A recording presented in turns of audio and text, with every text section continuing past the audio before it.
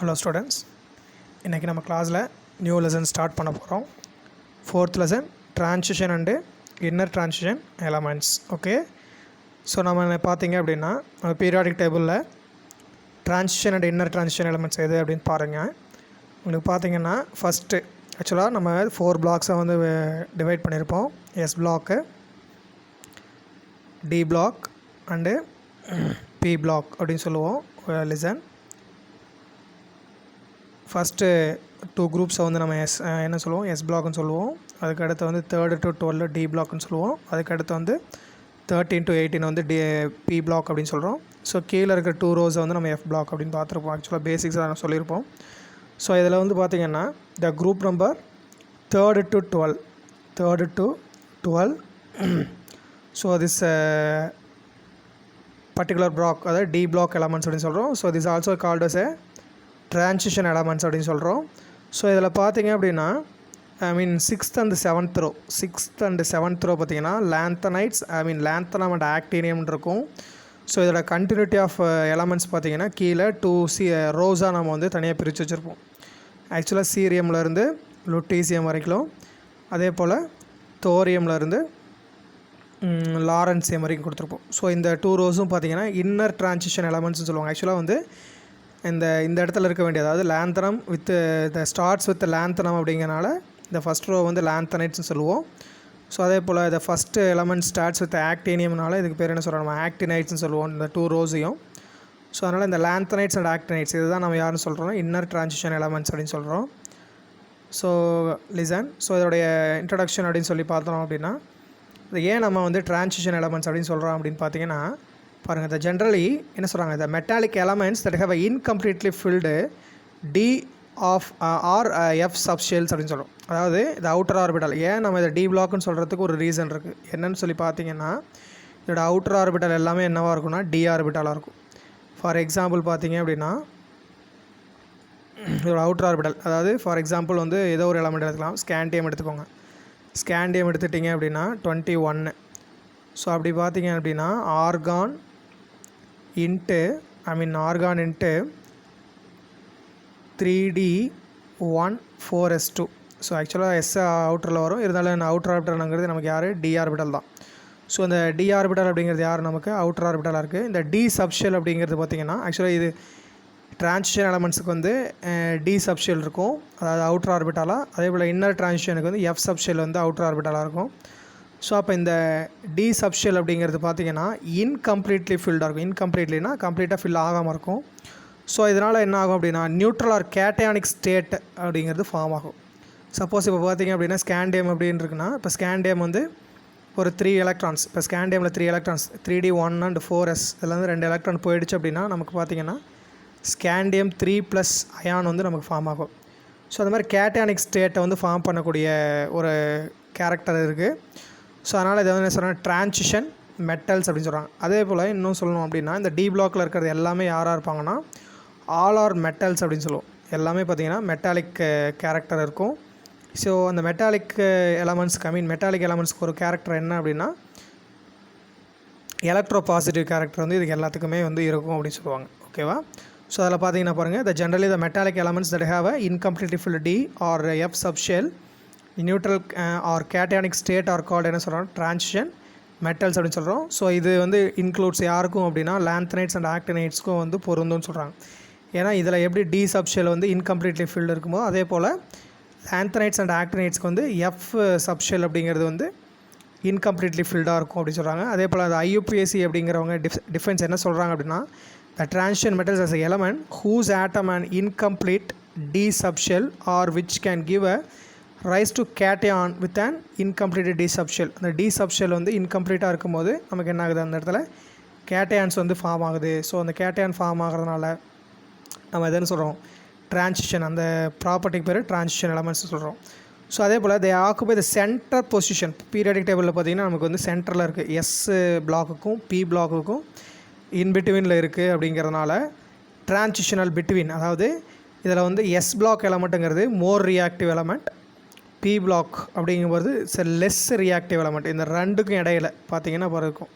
There properties are transitional between highly reactive metals of S block and the elements of P block which are mostly non metals. இந்த P பிளாக்ல இருக்கிறது வந்து நான் மெட்டலாக இருக்கும், S பிளாக்ல இருக்கிறது ஹைலி ரியாக்டிவ் மெட்டலாக இருக்கும். ஸோ இது ரெண்டுக்கு இடப்பட்டதாக இருக்கனால டிரான்சிஷனல் இடைப்பட்டிருக்கனால இதுக்கு பேர் டிரான்சிஷன் எலமெண்ட்ஸ்னு சொல்லலாம். அது தமிழில் சொன்னால் அழகாக சொல்லலாம், இடைநிலை தனிமங்கள் அப்படின்னு சொல்லுவோம்.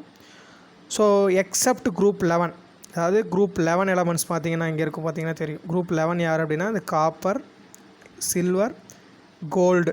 ஸோ இந்த குரூப் தான் 11th குரூப்னு சொல்கிறோம். ஸோ அந்த எக்ஸப்ட் 11th குரூப்பை தவிர all transition metals are hard and heavy அப்படின்னு சொல்கிறோம். அதோடைய இது பார்த்திங்கன்னா எப்படி இருக்கும், ஃபிசிக்கல் ஸ்டேட் வந்து ரொம்ப ஹார்டாக இருக்கும் and have a very high melting point. அதோட மெல்ட்டிங் பாயிண்ட் வந்து ரொம்ப அதிகமாக இருக்கும். ஸோ இந்த எக்ஸப்ட் 11th, இந்த 11th இருக்கிற எலமெண்ட்டு பார்த்திங்கன்னா உங்களுக்கு அதோடைய இது எப்படி இருக்கும்னா ரொம்ப சாஃப்ட், அதாவது மற்ற எலமெண்ட்ஸோட கம்பேர் பண்ணும்போது அதோட ஹார்ட்னஸ் வந்து ரொம்ப லெஸ்ஸராக இருக்கும். ஓகே ஸ்டூடெண்ட்ஸ், நெக்ஸ்ட் பாருங்கள், இந்த டிரான்சிஷன் மெட்டல்ஸு அப்படின்னு சொல்லி பார்க்கும்போது அயன், காப்பர் அப்படிங்கிறது நம்ம மெயின் ரோல், நம்ம டே டு டே லைஃப்பில் it's important role in our development of human civilisation அப்படி சொல்கிறோம். நம்மளுடைய பரிமாண வளர்ச்சியில் வந்து பார்த்திங்க அப்படின்னா ரொம்ப வந்து முக்கியத்துவம் வாய்ந்ததாக இந்த அயன் அண்டு காப்பர் அப்படிங்கிறது நம்ம ஏன்ஷியன்ட், அதாவது நம்ம முன்னோர்கள் வந்து பயன்படுத்திகிட்டு இருந்த ஒரு முக்கியமான ஒரு தனிமம் சொல்கிறோம். ஸோ இப்போ many other transition elements also have important.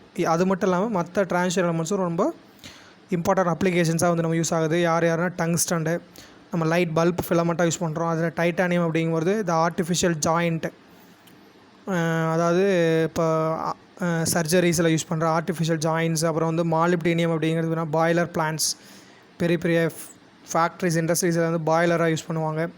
அதே போல் பிளாட்டினம் பார்த்திங்கன்னா இட்ஸ் கேட்டலிஸ்ட்டாக யூஸ் பண்ணுறோம். அது இல்லாமல் நம்ம அந்த ஆர்னமெண்ட்ஸ்க்காகவும் வந்து யூஸ் பண்ணுறோன்னு சொல்கிறாங்க. அதே போல் லிவிங் சிஸ்டம், நம்மளுடைய லிவிங் சிஸ்டமில் வந்து ரொம்ப முக்கியத்துவமாக சொல்கிறது இந்த அயான். நம்மளுடைய பிளட்டில் இருக்க ஹீமோக்ளோபின், கோபால்ட், விட்டமின் B12ன்னு சொல்லுவோம். ஸோ அதில் இருக்கிற கோபால்ட் இதெல்லாம் வந்து ரொம்ப இம்பார்ட்டன்ட் ரோல் அப்படின்னு சொல்லலாம்.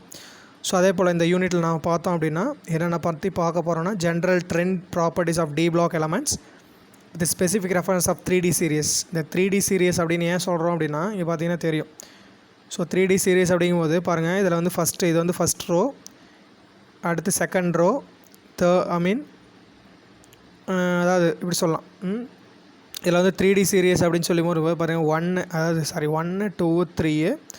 ஸோ அதுக்கடுத்து இதில் வந்து 3D சீரியஸ் அப்படின்னா ஃபஸ்ட்டு சீரியஸ் வந்து நமக்கு யார் அப்படின்னா இங்கே பாருங்கள், இதுதான் 3D சீரியஸ்னு சொல்லுவாங்க. ஸோ இதை 1 விட்டுறலாம், 1 2 இது 1 விட்டுட்டாங்க அப்படின்னா இது வந்து second, third, fourth 4D series 3D சீரியஸ்னு சொல்லுவோம். ஸோ ஓகே, இது வந்து 3D சீரியஸ், இது வந்து 4D serious, 5D serious, 6D serious அப்படின்னு சொல்லுவாங்க. ஸோ அதில் டி சீரியஸ் அப்படிங்கும்போது இந்த 3D சீரியஸ் அப்படிங்கும்போது இந்த ஸ்கேண்டியம்லேருந்து நம்ம யார் சொல்லலாம், ஜிங்க் வரைக்கும் சொல்லலாம் அப்படி சொல்லலாம். அப்போ 3D சீரியஸ் தேர் கேரக்டர்ஸ், அந்த 3D சீரியஸில் இருக்கிற அந்த எலமெண்ட்டோடைய கேரக்டர்ஸை பற்றி நம்ம பார்க்குறோம். ஸோ அதே போல் some important compounds like KM1O4, potassium permanganate, potassium dichromate. So இதை பற்றின ப்ரிப்பரேஷன் ப்ராப்பர்ட்டிஸ் பார்க்க போகிறோம். அதே போல் F block elements, lanthanides and actinides என்ன அதோட ப்ராப்பர்ட்டிஸ், இதெல்லாம் வந்து இந்த டாப்பிக்கில் நம்ம பார்க்க போகிறோம். ஓகே ஸ்டூடெண்ட்ஸ், ஸோ நெக்ஸ்ட்டு பார்த்தீங்கன்னா பொசிஷன் ஆஃப் டி பிளாக் எலமெண்ட்டோட பொசிஷன்ஸ் சொல்லி பார்த்தீங்கன்னா நம்ம ஏற்கனவே பார்த்துருப்போம் பீரியாடிக் கிளாஸிஃபிகேஷனில் 11th படிச்சிருப்போம் இல்லையா. ஸோ அதே தான் இந்த டிரான்சிஷன் மெட்டல்ஸ் ஆக்குப்பை இதில் இந்த குரூப் 3லேருந்து குரூப் 12 வரைக்கும் இருக்கிறது நம்ம transition transition elements are transition மெட்டல்ஸ்னு சொல்கிறோம் இன் மாடர்ன் பீரியாடிக் டேபிளில்.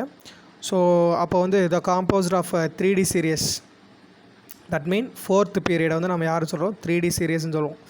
அதாவது நமக்கு மொத்தம் வந்து 7 பீரியட்ஸ்னு சொல்கிறோம் இல்லையா. இது 1 2 3 4.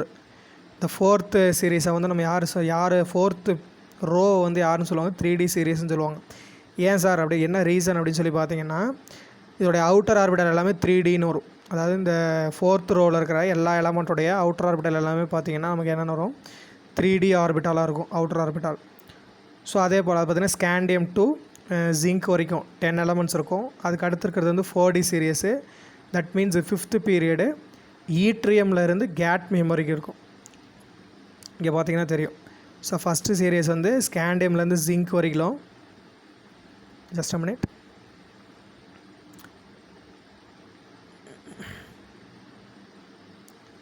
இந்த ஃபஸ்ட்டு சீரியஸ் பார்த்தீங்கன்னா 3D series scandium to zinc 10 elements இருக்கும். இது 3D சீரியஸ்னு சொல்கிறோம். அதுக்கடுத்து வந்து 4D சீரியஸ் மீன்ஸ் அதாவது 5th ரோ வந்து 4D சீரியஸ், ஈட்ரியம்லேருந்து கேட்மியம் வரைக்கும் இதுலேயும் 10 எலமெண்ட்ஸ் இருக்கும். ஸோ அதுக்கு அடுத்து பார்த்திங்கன்னா லேந்தனம், அதாவது வந்து இன்னர் ட்ரான்சிஷன் எலமெண்ட்ஸில் வரும். ஓகேவா? ஸோ அதில் பார்த்திங்கன்னா தெரியும். ஓகேவா? அந்த 6th பீரியடுங்கிறது லேந்தனம், வந்து ஸ்டார்டிங் வித் லேந்தனம். இதை வந்து நம்ம 5D சீரியஸ் அப்படின்னு சொல்லுவாங்க. ஸோ ஹாஃப்னம் டு மெர்க்குரி பார்த்திங்கன்னா தெரியும். ஹாஃப்னம் பார்த்திங்கன்னா லேந்தனமில் இருக்கும், அதுக்கப்புறம் ஹாஃப்னம் இருக்கும், அதுக்கப்புறம் மெர்க்குரி. ஸோ அதுக்கு அடுத்து வந்து ஆக்டீனியம். ஆக்டீனியம் வந்து ரூதர்ஃபோர்டியம்லேருந்து காப்பர் அண்ட் சேம் வரைக்கும் கொடுத்துருப்பாங்க. ஸோ இதை வந்து நம்ம 6D சீரியஸ் அப்படின்னு சொல்லுவோம். இதை ரூதர்ஃபோர்டியம்லேருந்து காப்பர் அண்ட் சேம் வரைக்கும். ஸோ இதை தான் நம்ம வந்து டி பிளாக்னு சொல்கிறோம். ஸோ அதுக்கு அடுத்து பார்த்திங்க அப்படின்னா லேந்தனைட்ஸ் அண்ட் ஆக்டினைட்ஸ் அப்படிங்கும்போது கீழே தனியாக இருக்கும், அதை நம்ம பார்க்கலாம். ஸோ அதே போல் குரூப் 12 எலமெண்ட்ஸ் அப்படின்னு சொல்லும்போது zinc, cadmium and mercury do not have partially filled d orbitals. இந்த எலமெண்ட்டை பார்த்திங்க அப்படின்னா இதில் பார்த்திங்கன்னா இந்த 12th குரூப் ஆஃப் எலமெண்ட்ஸ். இந்த 12th குரூப் யார்? Zinc, cadmium, mercury. இதெல்லாம் பார்த்திங்கன்னா அதோட அவுட்டர் ஆர்பிட்டல் 3D ஆர்பிட்டல் பார்த்திங்கன்னா எல்லாமே கம்ப்ளீட்லி ஃபில்டாக இருக்கும். ஜிங்க் பார்த்திங்கன்னா 3D10ன்னு வரும், கேட்மியத்துக்கு வந்து 4D10 அப்படின்னு வரும், அதுக்கடுத்து மெர்க்குரிக்கு வந்து 5D10 அப்படின்னு இருக்கும். ஸோ அதுக்கு அதே போல் 10-10ஆக இருக்கும், அதாவது கம்ப்ளீட்லி ஃபில்டு ஆர்பிட்டால்ஸாக இருக்கும். ஸோ அதை தான் அவங்க என்ன சொல்கிறாங்கன்னா zinc, cadmium, mercury do not have partially filled. Partially ஃபில்டுனா அதாவது சிங்கிள் எலக்ட்ரான்ஸ் எதுவும் இருக்காது, கம்ப்ளீட்டாக ஃபில்லாக இருக்கும். ஸோ அப்போ வந்து partially do not have partially filled d orbitals either in their elemental state or normal oxidation state அப்படின்னு சொல்கிறாங்க. அதோட நார்மல் ஆக்சிஜன் ஸ்டேட்லேயும் சரி, அதோட எலமெண்டல் ஸ்டேட்லேயும் எப்படி இருக்காது, அதில் வந்து என்ன இருக்காது, பார்ஷியலி ஃபில்டு ஆர்பிட்டால்ஸ் இருக்காது, எல்லாமே கம்ப்ளீட்லி ஃபில்டாக இருக்கும். ஸோ ட்ரீட்டட் ஆஸ் என்ன சொல்கிறாங்க, they are treated as a transition elements because their properties are என்னது extension of this property of என்னது ரியாக்டிவ். அதாவது என்ன சொல்லலாம் நம்ம ரியாக்டிவ் ட்ரான்சிஷன் எலமெண்ட்ஸ் அப்படின்னு சொல்கிறாங்க. ஐ மீன் லெஸ் ரியாக்டிவ், அதாவது வந்து ரியாக்டிவிட்டி வந்து கம்மியாக இருக்கும். இந்த அதாவது என்ன சொல்லுங்க பாருங்க, however they are treated as a transition elements because their properties are the extension of their property of என்னது லெஸ் ரியாக்டிவ், அதோட ரியாக்டிவிட்டி வந்து கம்மியாக இருக்கும். ட்ரான்சிஷன் எலமெண்ட்ஸ்லேயே வந்து யாரோடது அப்படின்னா இந்த லாஸ்ட் இருக்கிற இந்த இது வந்து எப்படி இருக்கும், லெஸ் ரியாக்டிவ் எலமெண்ட்டாக இருக்கும். ஏன்னா கம்ப்ளீட்லி ஃபில்டு அப்படிங்கிறனால இது என்ன பண்ணாது, அதர் எலமெண்ட்ஸ் கூட என்ன பண்ணாது, அவ்வளோ சீக்கிரம் ரியாக்ட் ஆகுது மற்ற எலமெண்ட்ஸை காட்டிலும். ஸோ அதுக்கு அடுத்து வந்து ஆஸ் பர் என்ன சொல்லலாம் IUPAC டெஃபினிஷன் என்ன சொல்கிறாங்கன்னா the 7th period elements. 7th பீரியட்னால் யார், 7th பீரியட் ஃப்ரம் வந்து ஆக்டீனியம். அதுக்கு முன்னாடி ஒன்று இருக்குது, அதை இது பண்ணல. ஆக்டீனியம் ஸ்டார்டிங் வித் ஆக்டீனியம், அதுக்கு அடுத்து பார்த்திங்கன்னா ரூதர்ஃபோர்டியம். இங்கே தெரியும் பாருங்கள், ஆக்டீனியம் இருக்கா, ஏசின்னு இருக்குது. ஸோ இது அதுக்கடுத்து 7th பீரியட், அதாவது ரூதர்ஃபோர்டியம்லேருந்து CN காப்பர் அண்ட் CM வரைக்கும் பார்த்திங்க அப்படின்னா ஆல்சோ பீயிங் ஏ ட்ரான்சிஷன் மெட்டல்ஸ்ன்னு தான் சொல்கிறோம். ஏன் அப்படின்னா it's all of them are radioactive. இந்த ஆக்டீனியம் அதில் இருக்கிறது பார்த்திங்கன்னா எக்ஸப்ட் ஆக்டீனியமை தவிர மற்றது எல்லாமே ரிமைனிங் எல்லாம் synthetically prepared have the very low half life period. அதோட ஹாஃப் லைஃப் பீரியட் அப்படிங்கிறது எப்படி இருக்கும், ரொம்ப கம்மியாக இருக்கும். ஓகேவா? ஸோ அதனால் வந்து சொல்லலாம். ஸோ அதுக்கடுத்தோட எலக்ட்ரானிக் கான்ஃபிகரேஷன் நம்ம 11th படித்தது தான், already learned in 11th standard. According to the of principle and Hund's rule அப்படின்னு சொல்லி படிச்சிருப்போம். ஆஃப் பிரின்சிபல் உங்களுக்கே தெரியும் என்னது, த எலக்ட்ரான்ஸ் ஆர் ஃபீல்டு இந்த increasing order of the energy of the orbital அப்படின்னு சொல்லுவோம். அதாவது இன்க்ரீசிங் ஆர்டரில் அதோடைய ஆர்பிட்டால்ஸில் என்ன பண்ணுவோம், எலக்ட்ரான்ஸ் அப்படிங்கிறது ஃபில் ஆகும் அப்படின்னு சொல்லி படிச்சிருப்போம். அதே போல் ஹூன்ஸ் ரூல் அப்படிங்கிறது மேக்ஸிமம் மல்டிப்ளிசிட்டி அப்படின்னு சொல்லி படிச்சிருப்போம். ஸோ அந்த பிரின்சிபல், அதே போல் பவுலி எக்ஸ்க்ளூஷன் பிரின்சிபல் அதெல்லாம் படிச்சிருப்போம் இல்லையா. So according to the of principle பார்த்தீங்கன்னா the electrons are first filled in 4s orbital. 4s ஆர்பிட்டாலில் தான் ஃபஸ்ட்டு ஃபில் ஆகும், அதுக்கப்புறம் பிஃபோர் 3D ஆர்பிட்டால். ஓகேவா? The according to the of principle the electrons are first filled the 4s ஆர்பிட்டாலில் fill ஆகிட்டு தான் அதுக்கப்புறம் எங்கே போகும், 3D பிஃபோர், அதாவது 3D ஆர்பிட்டாலில் ஃபில் ஆகிறதுக்கு முன்னாடி எங்கே தான் ஃபில் ஆகும், ஃபஸ்ட்டு 4sல தான் ஃபில் ஆகும். நல்லா புரிஞ்சுக்கணும் அந்த பாயிண்ட்டை. According to the of principle the electrons are first filled the 4s orbital before 3D. 3Dயில் ஃபில் ஆகிறதுக்கு முன்னாடி எங்கே தான் ஃபில் ஆகும். ஃபார் எக்ஸாம்பிள் இப்போ தான் முன்னே நான் சொன்னேன், இப்போ வந்து ஸ்கேண்டியம் இருக்குது அப்படின்னா 21 அட்டாமிக் நம்பரு, இதுக்கு கான்ஃபிகரேஷன் பார்த்திங்கன்னா ஆர்கான் இன்ட்டு 3D1 4s2. பார்த்திங்கன்னா 3Dயில் இங்கே ஃபில் ஆகிறதுக்கு முன்னாடியே ஃபஸ்ட் என்ன ஆகிடுச்சு, 4s ஆர்பிட்டாலில் ஃபில் ஆகி கம்ப்ளீட்டாக பாருங்கள். எஸ்ஸில் மேக்ஸிமம் 2 எலக்ட்ரான்ஸ் தான், அது கம்ப்ளீட்டாக எஸ் ஃபில் ஆகிட்டு தான் அதுக்கப்புறம் தான் உங்களுக்கு எங்கே வருது, 3Dக்கு வருது. ஸோ அதுதான் அவங்க சொல்லியிருக்காங்க. According to the of principle the electrons are first filled with 4s orbital before 3D orbital. So இதனால் என்ன சொல்கிறாங்கன்னா 3D orbital starts from scandium. It's electronic configuration is argon into 3D 1 4s 2ன்னு சொல்லியிருப்பாங்க. The electrons of successive elements அப்படின்னா அதை அடுத்தடுத்துன்னு அர்த்தம். Successive அப்படின்னா அதை தொடர்ந்து progressively filled in 3D orbitals. இப்போ ஸ்கேண்டியம் பார்த்தீங்கன்னா 3D 1ன்னு வந்துருச்சா. ஸ்கேண்டியம்க்கு அடுத்து இருக்கிற எலமெண்ட் வந்து டைட்டானியம். ஸ்கேண்டியம்க்கு அப்புறம் டைட்டானியம் வரும். அது வந்து என்ன வரும் 3D 2ன்னு வரும். அப்புறம் வெனாடியம் வந்து 3D 3ன்னு வரும். ஓகேவா. அதுக்கடுத்து வந்து வெனாடியம்க்கு அப்புறம் குரோமியம் வந்து 3D 4ன்னு வரும். ஸோ அதுக்கடுத்து வந்து மேங்கனஸ் வந்து 3D 5ன்னு வரும். ஸோ அது மாதிரி ஒவ்வொரு எலக்ட்ரான்ஸாக என்ன ஆகிட்டே போகும், நமக்கு வந்து ஃபில் ஆகிட்டே போகும். கடைசியாக last element like zinc is completely field 3D 10 4s2 argon into 3D 10 4s2. இப்போ ஒவ்வொரு எலக்ட்ரான்ஸாக ஃபில் ஆகிட்டு போய்ட்டு ஸ்கேண்டியம் 3D 1லேருந்து லைனாக என்ன ஆகுது டைட்டானியம் வெனாடியம் குரோமியம்ல வந்து ஒவ்வொரு எலக்ட்ரான் சக்ஸசிவ் அப்படின்னா அதை தொடர்ந்து என்னது எலக்ட்ரான் ஃபில் ஆகிட்டு finally the zinc is a completely field orbital like 3D 10. Okay. அடுத்து பார்த்தீங்கன்னா தெர் ஆர் 2 எக்ஸப்ஷன் இருக்குது இதில். ஸோ என்ன அப்படின்னா பாருங்கள், the mention the progressive filling of 3D orbitals there is a chance to occurring half filled or full filled ரெண்டு concept இருக்குது. So அதில் பார்த்தீங்க அப்படின்னா ஹாஃப் ஃபில்டுன்னு என்ன அர்த்தம், அதோடைய ஆர்பிட்டால். இப்போ பார்த்தீங்கன்னா இங்கே 3D ஆர்பிட்டால் பார்த்தீங்கன்னா சொல்ல தெரியும் உங்களுக்கு. இப்போ நம்ம 3D ஆர்பிட்டாலில் சிங்கிளாக ஃபில் ஆகிட்டு போகுதுன்னு வச்சுக்கோங்க.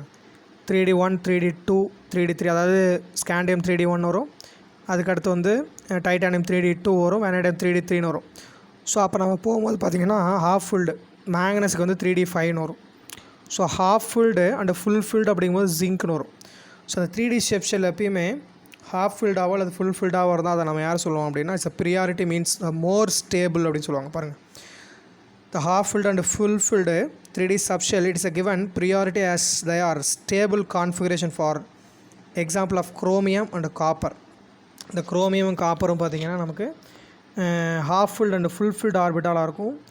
ஸோ அதில் ஒரு சின்ன எக்ஸப்ஷன் இருக்குது. குரோமியம் அப்படிங்கும்போது நமக்கு தெரியும், நம்ம சொல்லுவோம் ஆக்சுவலாக 3D 4 அப்படின்னு தான் இருக்குன்னு பார்ப்போம். ஆனால் இல்லை, அது என்னென்னா இதில் ஒரு எக்ஸப்ஷன் என்னென்னா 4s2 அதாவது 4s2 3D 4 அப்படின்னு சொல்லி வர்றதுக்கு பதிலாக என்ன ஆகுன்னு பார்த்தீங்கன்னா 3D 5 4s1 அப்படின்னு சொல்லி நமக்கு ஃபில் ஆகும். பாருங்கள், இந்த electronic configuration of chromium and காப்பருக்கு பார்த்தீங்கன்னா பாருங்கள் 3D 5 4s1 வருது. அதே போல் காப்பருக்கு பார்த்திங்கன்னா 3D 10 4s1 வரும். எதனால் அப்படின்னா the stability of half filled and full filled d orbitals அப்படின்னு சொல்கிறாங்க. ஆல்ரெடி நம்ம 11th பார்த்துருப்போம். ஸோ என்னென்னா இந்த இடத்துல வந்து சிமெட்ரிக்கல் டிஸ்ட்ரிபியூஷன், இது வந்து ஹாஃப் ஃபில்டாகவும் இது ஃபுல் ஃபில்டாக இருக்குது. சிமெட்ரிக்கல்னா எலக்ட்ரான்ஸ் எப்படி இருக்குது நமக்கு ஒரே மாதிரி ஹாஃப் ஃபில்டாகவும் அது ஃபுல் ஃபில்டாகவும் இருக்கனால அது டிஸ்ட்ரிபியூஷன் அப்படிங்கிறது இது சிமெட்ரிக்கல் டிஸ்ட்ரிபியூஷன் ஆஃப் எலக்ட்ரான்ஸ் அப்படிங்கிறனால. அண்டு எக்ஸ்சேஞ்ச் எனர்ஜி, அதோட எனர்ஜிங்கிறது என்ன ஆகுது, அண்ட் எக்ஸ்சேஞ்ச் எனர்ஜி அப்படிங்கிறது வந்து நமக்கு அந்த இடத்துல வந்து எப்படி இருக்கும், அதிகமாக இருக்கும். ஆக்சுவலாக வந்து ஹாஃப் ஃபில்டு ஆர்பிட்டாலாக இருக்கும்போது அதில் வந்து எக்ஸ்சேஞ்ச் எனர்ஜி நமக்கு அதிகமாக கிடைக்கும் அப்படின்னு சொல்லுவோம். ஸோ 2 எக்ஸப்ஷன் இதில் என்னென்னா இந்த எக்ஸப்ஷன் நம்ம சொன்னால் குரோமியம் அண்ட் காப்பர் தான் வந்து 2 எக்ஸப்ஷன் அப்படின்னு சொல்கிறோம். ஸோ அதே போல் இந்த ஜென்ரல் எலக்ட்ரானிக் கான்ஃபிகரேஷன் சொல்லி பார்க்கும்போது பாருங்கள், Nobel case into n-1 into இங்கே இருக்குது Nobel case into n-1 into D power 1 to 10 NS power 1 to 2ன்னு சொல்கிறாங்க. இதில் n அப்படிங்கிறது நம்ம என்ன பண்ணியிருப்போம் 4 to 7 வரைக்கும். இப்போ 3D சீரியஸ் அப்படின்னா நம்ம என்ன பண்ணுவோம், நம்ம 3D சீரியஸ் 4th row அப்படிங்கும்போது 4ன்னு வரும். அதுக்கப்புறம் 5D 6D அப்படின்னு சொல்லி நம்ம n-க்கு பதிலாக என்ன பண்ணுவோம் 4 to 7 வரைக்கும் 4th period 5th period 7th period நம்ம மென்ஷன் பண்ணிப்போம். அதே போல் 6 7. ஸோ அப்போ 6 7 இன்க்ளூட் என்ன ஆகும் அப்படின்னா 4 to 7 அப்படிங்கும்போது 6 and 7ல் மட்டும் நமக்கு யார் வருவாங்க அப்படின்னா n-2 அண்ட் F ஆர்பிட்டல் வந்து இன்ட்ரடியூஸ் ஆகும். ஸோ அப்போ நம்ம கீழே இருக்க அந்த இன்னர் ட்ரான்சிஷன் எலமெண்ட்ஸுடைய the general electronic configuration of the inner transition element is the noble gas into n-2 into F14 into n-1 D power 1 to 10 and NS power 1 to 2 அப்படின்னு சொல்கிறாங்க. ஸோ இதில் 2 பாயிண்ட் ரொம்ப முக்கியமாக ஞாபகம் வச்சுக்கோங்க. இந்த general electronic configuration of D block elements இதோட இந்த பாயிண்ட்டையும், ஸோ அதுக்கடுத்து இன்னர் டிரான்சிஷனுடைய இந்த கான்ஃபிகரேஷனை வந்து ஞாபகம் வச்சுக்கோங்க, ரொம்ப முக்கியம். அடுத்து இந்த எக்ஸ்ட்ரா நோட், இந்த பாயிண்ட் ரொம்ப முக்கியம். என்ன அப்படின்னா ஆக்சுவலாக இது வரைக்கும் நம்ம பார்த்துருப்போம் கான்ஃபிகரேஷன்ஸ் பற்றி பார்த்துருப்போம், அது பொசிஷன்ஸ் பற்றி பார்த்தாச்சு.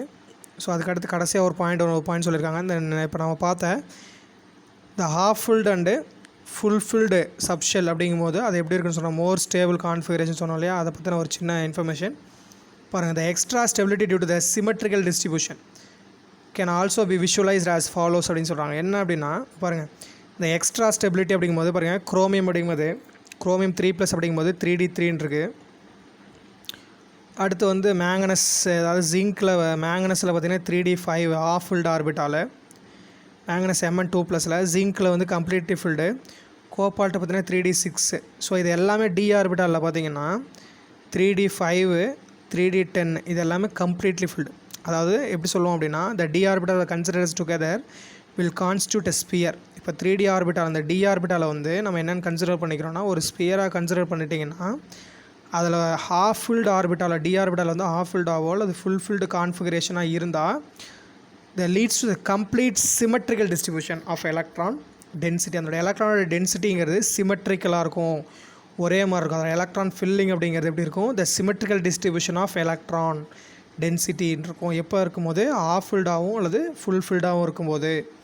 அந்த அதர் ஹேண்ட் அன்சிமெட்ரிக்கல் டிஸ்ட்ரிபியூஷன், ஒரு வேளை இந்த ஹாஃப் ஃபில்டாவோ இங்கே சொல்கிறோம் இந்த ஹாஃப் ஃபில்டாவோ அல்லது ஃபுல் ஃபில்டாவோ இல்லாமல் இருந்தால் என்ன சொல்கிறாங்க, unsymmetrical distribution of electron density as case the partially filled configuration. யாரெல்லாம் பார்ஷியலி ஃபில்டு 3D3 3D6 இதெல்லாம் பார்த்திங்கன்னா பார்ஷியலி ஃபில்டு. ஏன்னா இதில் வந்து 3 அன்பேர்டு எலக்ட்ரான்ஸ் இருக்கும். இதில் வந்து பார்த்திங்கன்னா நமக்கு வந்து 3D6 அப்படிங்கும்போது 4 அன்பேர்டு எலக்ட்ரான்ஸ் வந்து நமக்கு கிடைக்கும். ஸோ இந்த மாதிரி பார்ஷியலி ஃபில்டு கான்ஃபிகரேஷன் அப்படிங்கும்போது the buildup of the potential difference. So அதோடைய மின் அழுத்த வேறுபாடு, பொட்டன்ஷியல் அப்படிங்கும்போது எனர்ஜி டிஃப்ரென்ஸ்னு வச்சுக்கலாம். மின் அழுத்தம்னு சொல்கிறத விட பொட்டன்ஷியல் அப்படின்னா அழுத்தம்னு மின் அழுத்தம்னு சொல்லுவாங்க. இங்கே வந்து நம்ம எனர்ஜி டிஃப்ரென்ஸ்னு சொல்லலாம். ஸோ அதோட பார்ஷியலி ஃபில்டு அப்படிங்கும்போது அதோட எனர்ஜி டிஃப்ரென்ஸ் அப்படிங்கிறது நமக்கு சேஞ்ச் ஆகும் அப்படின்னு சொல்கிறாங்க. So to decrease this to achieve the tension free state with lower energy a symmetrical distribution is preferred. So அதனால் இந்த லோயர் ஹாஃப் ஃபில்டு அப்படிங்கும்போது இது பார்த்திங்கன்னா ஹையர் எனர்ஜி லெவலுக்கு போகவே போகாது, லோயர் எனர்ஜி லெவலில் மட்டும்தான் இருக்கும். ஏன்னா இது வந்து ஹாஃப் ஃபில்டுங்கிறனால ஹாஃப் ஃபில்டு அப்படிங்கும்போது அண்ட் ஃபுல் ஃபில்டுங்கும்போது கம்ப்ளீட்லி ஃபில்டு ஸ்டேபிள் ஆர்பிட்டல்ஸ் அப்படிங்கும்போது அதோட எலக்ட்ரான்ஸ் என்ன பண்ணாது, அதோடைய ஹையர் ஸ்டேட்டுக்கு அதாவது எக்ஸைட்டட் ஸ்டேட்டுக்கு போக வாய்ப்பு கிடையாது. ஸோ அதனால் இது வந்து லோயர் எனர்ஜிலே தான் இருக்கும். ஸோ அதனால் இந்த lower energy symmetrical distribution is preferred. எப்போ அப்படின்னா இந்த half field and full field orbitals அப்படின்னு சொல்கிறாங்க. ஓகே ஸ்டூடெண்ட்ஸ், ஸோ இன்றைக்கி இதோட இந்த கிளாஸ் வந்து கம்ப்ளீட் ஆகுது. இந்த டாப்பிக்கோட நெக்ஸ்ட் டாபிக் வந்து நெக்ஸ்ட் கிளாஸில் கண்டினியூ பண்ணலாம். Thank you students, have a nice day.